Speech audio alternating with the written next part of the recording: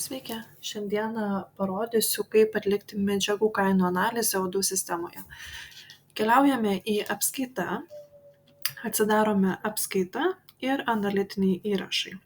Čia matome visus kažkada sukurtus analitinius įrašus per visą sistemos istoriją ir mums aktualu yra tik tai tie įrašai, kurie yra 6000 sąskaitoje.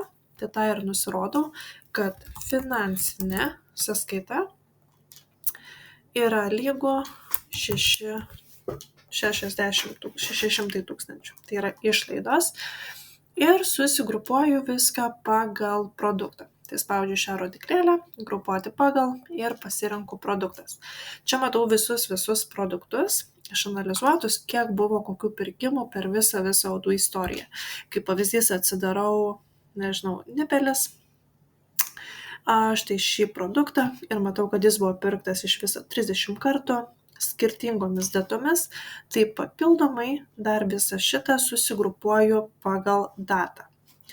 Ir tada vėlgi pasiimu tą patį ar kitą, nesvarbu, tiesiog Nipelį, matau, kad birželio mėnesį buvo atlikta 2 pirkimai, iš viso pirkti 9 vienetai, štai čia yra vieneto kaina ir čia yra visa suma, kuri buvo išleista.